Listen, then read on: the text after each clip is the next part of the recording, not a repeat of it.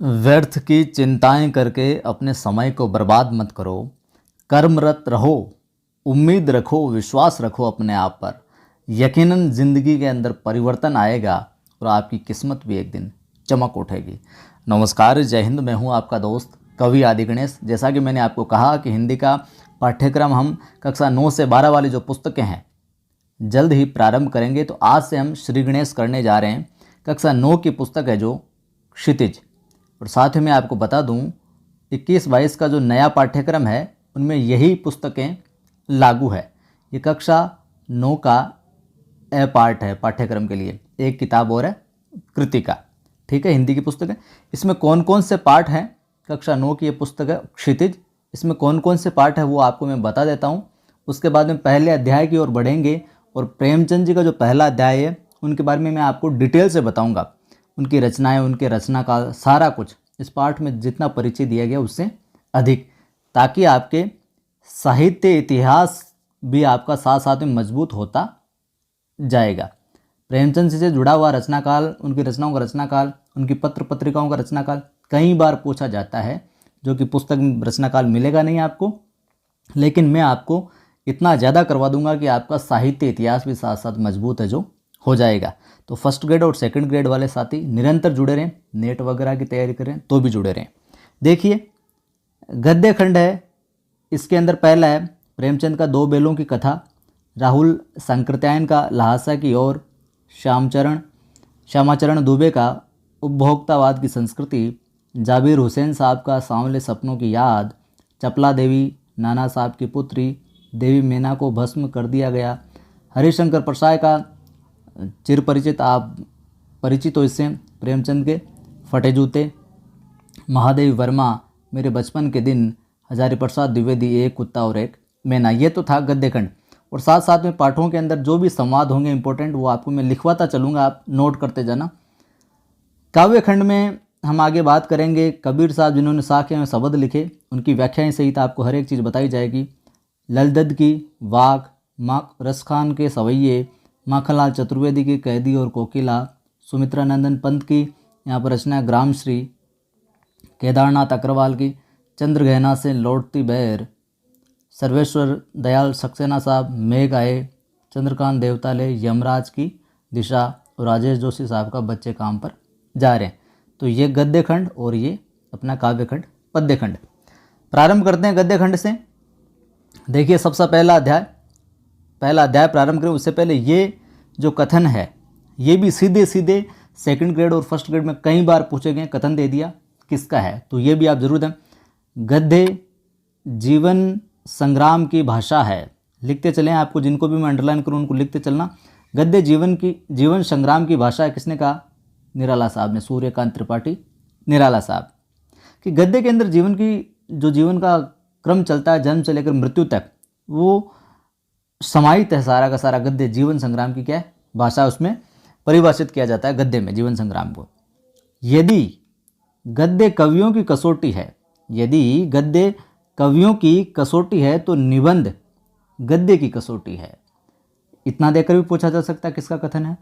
और भाषा की पूर्ण शक्ति का विकास जो है निबंधों में ही सबसे अधिक संभव होता है, ये कहा है रामचंद्र शुक्ल ने।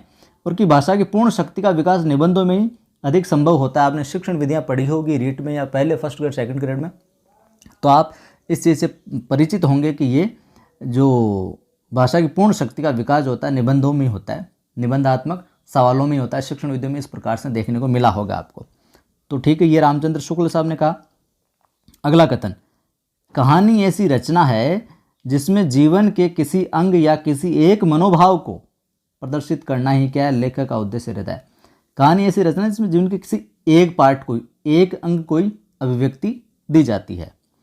उसके चरित्र, उसकी शैली, उसका कथा विन्यास सभी उसी एक भाव को क्या करते हैं? पुष्ट करते हैं। कौन करते हैं? प्रेमचंद साहब करते हैं। कहानियाँ इन्होंने बहुत लिखी है, तो कहानियों से जुड़ी हुई ऐसी चीज़ आए तो प्रेमचंद महोदय। अच्छा गद्य लिखने की कला चीज़ों को उनके सही नाम से पुकारने की कला है। अच्छा गद्य लिखने की जो कला है ना, वो चीज़ों को उनके राइट सही नाम से पुकारने की क्या है? आर्ट है, कला है। ये कौन कहते हैं? रेल्फ फॉक्स कहते हैं। तो ये चारों कथन है जो इम्पोर्टेंट है परीक्षा की दृष्टि से, कोई भी पूछा जा सकता है। तो ये है साहब अपना अध्याय प्रेमचंद महोदय का दो बेलों की कथा जो अध्याय है। सबसे पहले परिचय देखते हैं और परिचय आपको मैं डिटेल से करवा देता हूँ। पाठ में नीचे क्या है वो चीज़ें बाद में बता दूंगा, देखिए आप लिखते जाएं साथ साथ में। प्रेमचंद के हम परिचय की बात करें, प्रेमचंद जीवन परिचय। नोट्स बनाते चलें आप, ताकि आपका पाठ भी कंप्लीट हो जाएगा और साहित्य इतिहास की दृष्टि से भी ये अच्छा रहेगा। जन्म हुआ था 31 जुलाई 1880 ईस्वी। 31 जुलाई 1880 लमही ग्राम में हुआ था, जो कहाँ पर है, बनारस में है। ठीक है बात। मृत्यु हो गई थी इनकी, आगे लिख देता हूँ मैं, मृत्यु हो गई थी 1936 में। जन्म है जो कई बार पूछा गया है। पिता के नाम की बात करें तो पिता का नाम था अजायब लाल मुंशी। क्या नाम था? अजायब लाल मुंशी था पिताजी का नाम। माताजी के नाम की हम बात करें अगर इनके, तो माता का नाम था आनंदी देवी। क्या नाम था? आनंदी देवी। ठीक है मामला यहाँ तक। पितामह की बात आते नहीं, पितामह की भी बात आए तो मुंशी गुरु सहाय लाल थे। वास्तविक नाम, ये कई बार पूछा गया है, नोट करते जाइएगा। वास्तविक नाम कई बार पूछा है इनका। वास्तविक नाम था इनका धनपत राय श्रीवास्तव। धनपत राय श्रीवास्तव, ये था वास्तविक नाम इनका। वहीं हम बात करें कि उर्दू में ये किस नाम से रचना करते थे, तो उर्दू में जिस नाम से रचना करते थे वो नाम था इनका नवाब राय। क्या नाम था? उर्दू में नवाब राय। नाम से पता पड़ रहा है कि हाँ ये उर्दू वाला है, कोई वजन है शब्द में, नवाब राय नाम से करते। और हिंदी में रचना, ये तो उर्दू में नाम था इनका नवाब राय, और हिंदी में जब रचना करने लगे, हिंदी में रचना इन्होंने किस नाम से की? प्रेमचंद नाम से। प्रेमचंद नाम से। ये तो था इनका संक्षिप्त जीवन परिचय। विवाह की बात करें तो 15 वर्ष की आयु में 1895 करीब इनका विवाह हुआ था। 1910 में इंटर की थी, 1919 में बीए किया था। देखिए इनके जीवन के अंदर संघर्ष चलता रहा है, तभी आप इनकी कहानियों में, इनके उपन्यासों में जितनी भी रचनाएं की उन्होंने कहीं न कहीं दर्द है जो देखने को मिलता है। 7 वर्ष की आयु में माता का देहांत हो गया था, 14 वर्ष की आयु में पिता का देहांत हो गया था।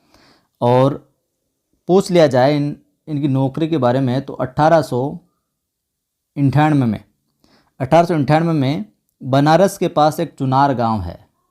किसके पास? बनारस में एक चुनार गांव है, वहाँ पर इनकी क्या, मास्टर की नौकरी मिल गई थी इनको। और उन्हीं दिनों क्या, यहाँ पर ये इम्पोर्टेंट सवाल है साहित्य इतिहास की दृष्टि से, उन्हीं दिनों विधवा विवाह के ऊपर ये उपन्यास लिख रहे थे। एक प्रेमा, छोटा उपन्यास था। क्या नाम था उपन्यास का? प्रेमा उपन्यास था। ठीक है, जिसका उर्दू में नाम था हम खुरमाओ हम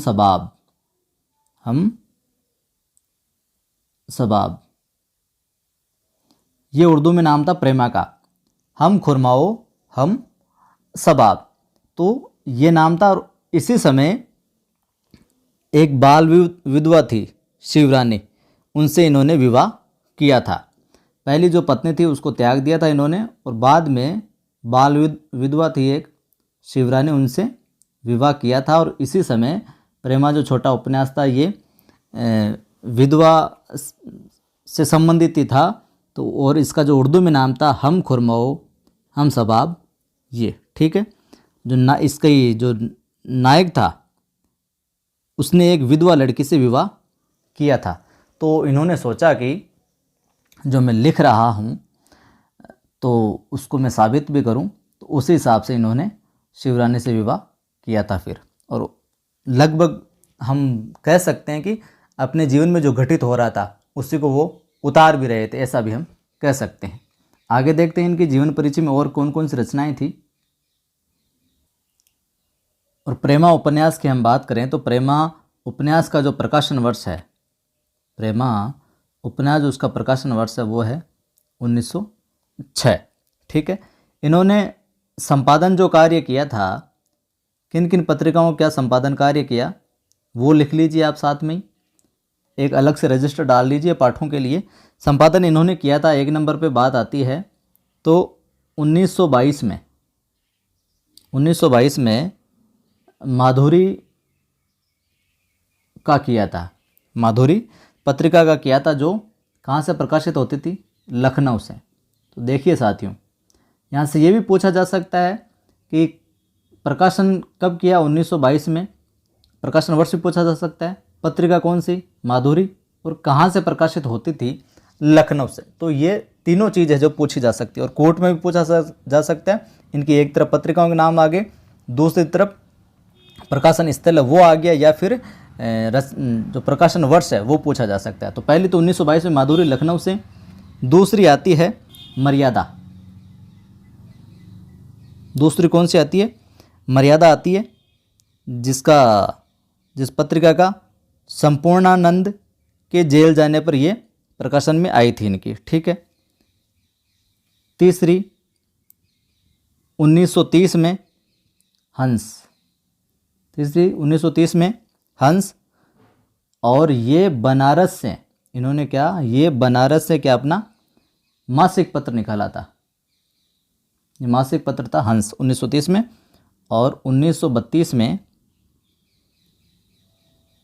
जागरण, 1932 में जागरण, जो कि क्या था, एक साप्ताहिक पत्र था। तो मासिक, साप्ताहिक, ये भी चीज़ आप ध्यान में रख लीजिएगा।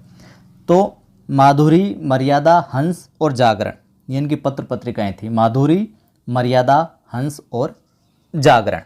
ठीक है। इन्होंने मील मजदूर के नाम से एक फिल्म की एक पटकथा भी लिखी थी, और इनकी जो उर्दू की कहानियाँ थी वो जमाना, इंडियन प्रेस और अदीब नामक पत्रों में प्रकाशित होती थी। ये चीज़ भी आप ध्यान में रख लीजिएगा। साथ ही साथ एक चीज़ आप और ज़रूर नोट कर लीजिए कि 1907 ईस्वी के बाद में प्रेमचंद को अपनी कहानियाँ हिंदी में लिखने के लिए जो प्रेरित करने वाले थे वो थे मनन द्विवेदी। मनन द्विवेदी ने इनको क्या कहा, कहानियाँ हिंदी में लिखने को क्या किया, प्रेरित किया। पहले क्या किस में लिखते थे, ये उर्दू के अंदर यहाँ पर लिखते थे। और जमाना, प्रेमचंद को, प्रेमचंद जो नाम है, अब पूछ लिया जाए कि प्रेमचंद को,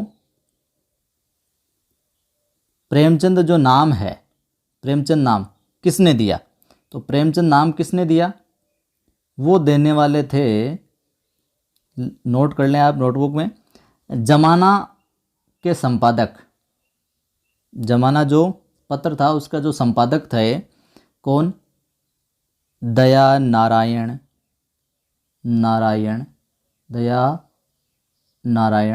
निगम। जमाना पत्र के जो संपादक थे दया नारायण निगम, उन्होंने प्रेमचंद को प्रेमचंद नाम है जो दिया। और 1908 के अंदर इनका, ये भी आप ध्यान में रख ले, 1908 के अंदर सोजे वतन नाम से, सोजे वतन नाम से उर्दू कहानी संग्रह भी प्रकाशित हुआ।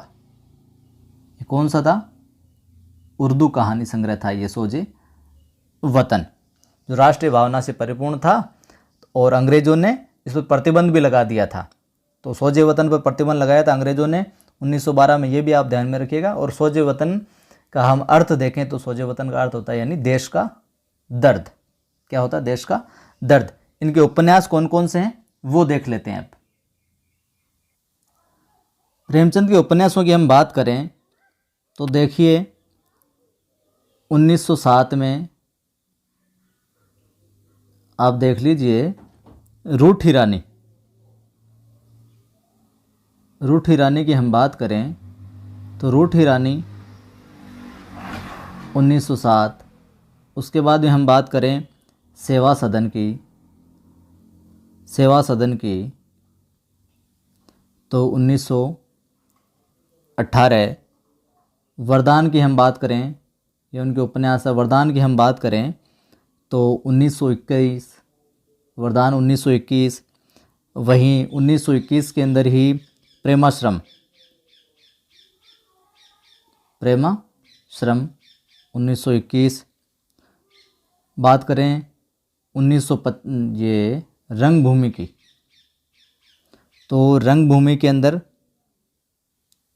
1925 रंगभूमि।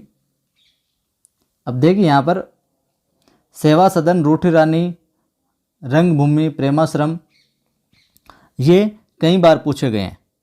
रंगभूमि का प्रकाशन वर्ष 1925 हो गया। कायाकल्प का पूछा जाता है,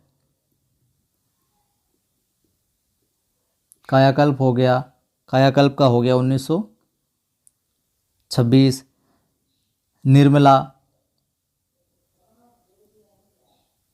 निर्मला 1927।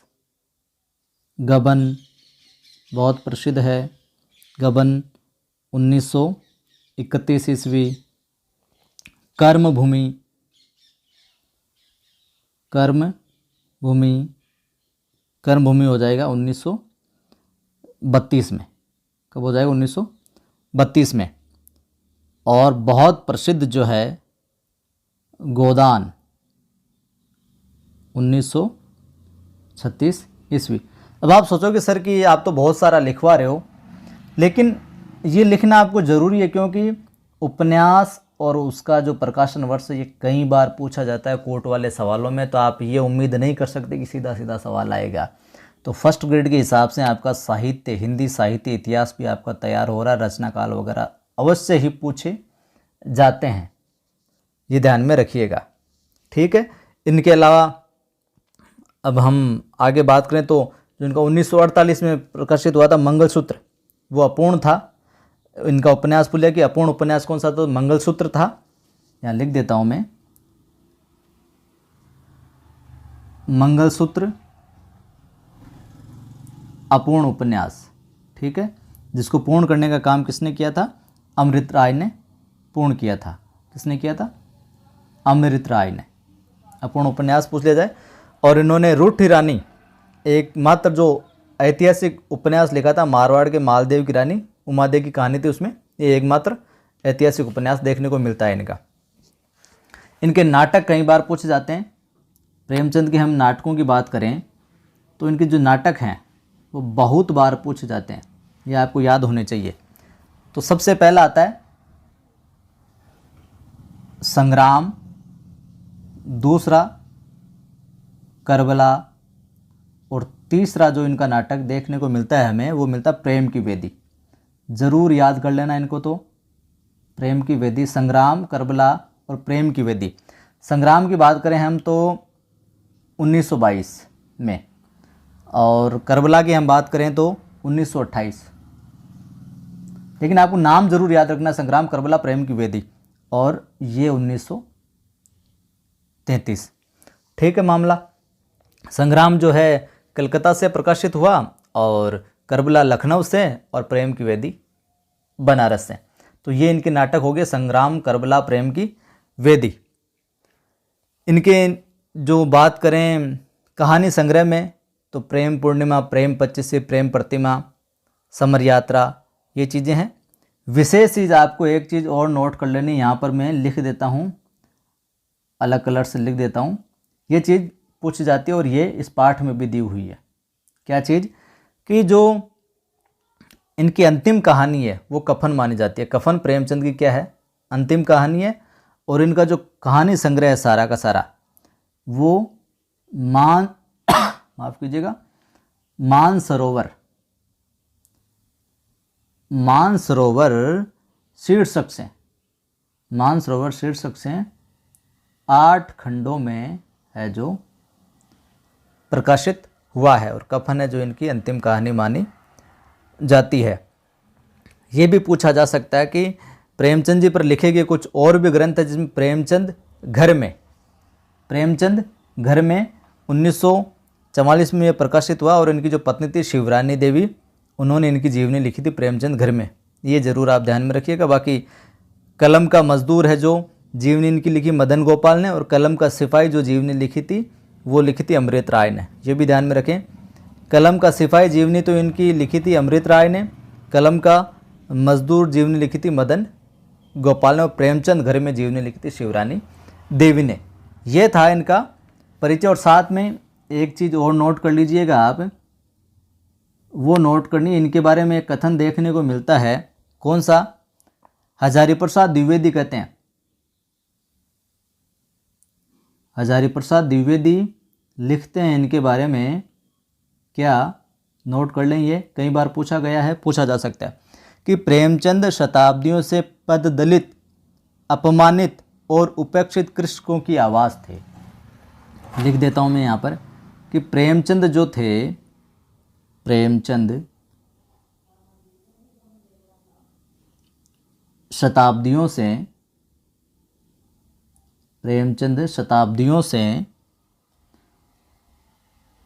पददलित, अपमानित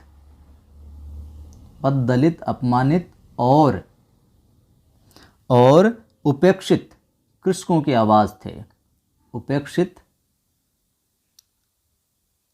यहाँ पर उपेक्षित कृषकों की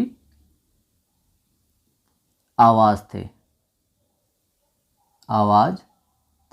यहाँ पर जल्दी में लिखा है, थोड़ी सी जगह में तो आपको लिखा और थोड़ी सी अलग से लग सकती है। प्रेमचंद उपेक्षित कृषकों की आवाज़ थे। ये कई बार पूछा जा सकता है, पूछा जाता रहा है, तो ये आप चीज़ ध्यान में रख लीजिएगा। अब इनका परिचय देख लेते हैं जो पुस्तक में दिया हुआ है फटाफट तरीके से, क्या चीज़ है, और बाद में हम प्रारंभ करेंगे इनका जो पाठ है वो। चलिए साथियों, जो पाठ में दिया हुआ है वो आपको मैं फटाफट से बता देता हूँ, एक बार आपका रिवीजन भी हो जाएगा और आप बोरियत मत महसूस कीजिए। आपको पढ़ना तो पड़ेगा कि आपने परिचय में इतना टाइम लगा दिया, लेकिन लगेगा टाइम। और वीडियो को आप लाइक शेयर ज़रूर करिया करें ताकि और साथी भी जुड़ सके। पहली बार देंगे सब्सक्राइब करके बेल आइकन क्लिक करके ऑल नोटिफिकेशन पर क्लिक करना, हर वीडियो की सूचना मिले आपको। प्रेमचंद साहब को हमने देख लिया था। जन्म कहाँ? 1880 में हुआ था, बनारस के लमी ग्राम में हुआ था। ठीक है, मूल नाम धनपत राय था, फटाफट रिवीजन हो जाएगा। बचपन इनका जीवन है जो अभाव में बीता था। बीए तक इनकी शिक्षा हो पाई थी, शिक्षा विभाग में नौकरी की, आपको ये पता चल ही गया। आगे हम देखें तो 1936 के अंदर इनकी मृत्यु हो गई थी।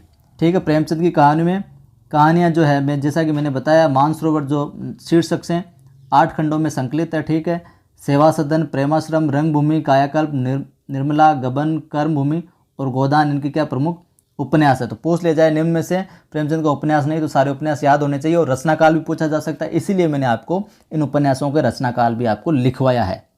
तो हर एक चीज़ इंपॉर्टेंट है और फिजूल की कोई भी चीज़ आपको नहीं लिखवाई है। हंस, जागरण, माधुरी और एक थी अपने क्या, मर्यादा पत्रिका। तो ये इनकी पत्रिकाएं थी, हंस, जागरण, माधुरी। ये उनका प्रकाशन समय भी आपको बता दिया और कहाँ से प्रकाशित होती थी वो भी आपको लिखवा दिया। तो हर एक चीज़ इंपॉर्टेंट है। कथा साहित्य के अतिरिक्त प्रेमचंद ने क्या निबंध और अन्य प्रकार गद्य लेखन प्रचुर मात्रा में किया। प्रेमचंद क्या करते थे? साहित्य को सामाजिक परिवर्तन का सशक्त माध्यम मानते थे। पूछा जा सकता है, साहित्य को सामाजिक परिवर्तन का सशक्त माध्यम मानते थे। यहाँ पे सीधी लाइन उठा के कौन? प्रेमचंद। जो सवाल आएंगे गद्य और पद्य से, स्पेशली गद्य से तो हम कह सकते हैं और पद्य से भी, पाठ के बीच में से कोई पंक्ति उठा ली जाएगी और आपको पूछ लिया जाएगा किस अध्याय की है, किसकी है। तो ये हर एक चीज़ को ध्यान में रखना है। तो इसको आप अंडरलाइन कर लीजिए, लिख भी सकते हैं साथ में। उन्होंने जिस गांव और शहर के परिवेश को देखा और जिया, उसकी अभिव्यक्ति उनके कथा साहित्य में देखने को मिलती है। किसानों और मजदूरों की दयनीय स्थिति हो, चाहे दलितों का शोषण हो, समाज में स्त्री की दुर्दशा हो या फिर स्वाधीनता आंदोलन आदि, उनकी रचनाओं की क्या है, मूल विषय है। और प्रेमचंद जी ने 1921 में, ये ध्यान में रखिएगा, 1921 में ये अपने असहयोग आंदोलन हुआ था। असहयोग जो आंदोलन था उसके अंदर गांधी भाग लिया था उन्होंने, और गांधी जी के कहने पर क्या नौकरी छोड़ दी थी इन्होंने। प्रेमचंद के कथा साहित्य का संसार बहुत व्यापक है उसमें मनुष्य ही नहीं पशु पक्षियों को भी अद्भुत आत्मीयता मिली है। बड़ी से बड़ी बात को सरल भाषा में सीधे और संक्षेप में कहना प्रेमचंद के लेखन की क्या है, प्रमुख विशेषता रही है। ठीक है मामला। उनकी भाषा सरल, सजीव, मुहावरेदार है तथा उन्होंने अरबी, फारसी और अंग्रेजी के प्रचलित शब्दों का प्रयोग कुशलतापूर्वक किया है। ठीक है। दो बैलों की कथा जो अपना अध्याय है उसको प्रारंभ हम नेक्स्ट वीडियो में करेंगे। इस वीडियो में प्रेमचंद की दो बैलों की कथा में है क्या वो चीज़ बता दूँ आपको। इस दो बैलों की कथा के माध्यम से प्रेमचंद ने कृषक समाज और पशुओं के भावात्मक संबंध का वर्णन किया है। ये लाइन लिख लीजिए आप। पूछ लिया जाए कि दो बैलों की कथा के माध्यम से प्रेमचंद ने किनका वर्णन किया और 4 विकल्प दे दिए आपको। तो आपको ध्यान में रखना है, प्रेमचंद ने दो बैलों की कथा के माध्यम से कृषक समाज और पशुओं के भावात्मक संबंध का वर्णन किया है। इसकी प्रमुख बात है, नोट कर लीजिए आप, यहाँ सवाल बन सकता है। इस कहानी में उन्होंने ये भी बताया कि स्वतंत्रता सहज में नहीं मिलती, उसके लिए बार बार संघर्ष करना पड़ता है। इस प्रकार परोक्ष रूप से ये कहानी आज़ादी के आंदोलन की भावना से जुड़ी हुई है और इसके साथ ही इस कहानी में प्रेमचंद ने पंचतंत्र और हितोपदेश की कथा परंपरा का उपयोग और विकास है जो किया है। ध्यान में रखिएगा इस चीज़ को। ठीक है मामला। तो आज के इस पाठ में मुंशी प्रेमचंद का कंप्लीट हमने परिचय देखा। एक एक चीज़ नोट कर लीजिएगा और रिवाइज कर लीजिएगा। और नेक्स्ट वीडियो में हम दो बैलों की कथा जो अध्याय है उसका क्या करेंगे, प्रारंभ करेंगे, श्री गणेश करेंगे। वीडियो को आप लाइक कर दीजिए, शेयर कर दीजिए और पहली बार देखने चैनल को सब्सक्राइब कर बेल आइकन क्लिक कर ऑल नोटिफिकेशन पर क्लिक कर लीजिए ताकि हर वीडियो की सूचना आपको मिलती रहे। और टेलीग्राम चैनल है, डिस्क्रिप्शन लिंक मिल जाएगा, कवि आदि गणेश हिंदी, इस नाम से टेलीग्राम चैनल है मेरा और डिस्क्रिप्शन लिंक मिल जाएगा, ज्वाइन कर सकते हैं आप। ठीक है। जय हिंद साथियों। और ये प्रयास मेरे द्वारा जो मैं आपको पढ़ा रहा हूँ आपको कैसा लग रहा है वो भी आप कमेंट करके ज़रूर बताना। ईमानदारी से आप जुड़े रहे तो यकीनन मैं पूरी ईमानदारी से आपको जो भी मैटर दूंगा पूरी ईमानदारी के साथ दूंगा, तो आपको यकीनन फ़ायदा होगा। फिर मिलता हूँ।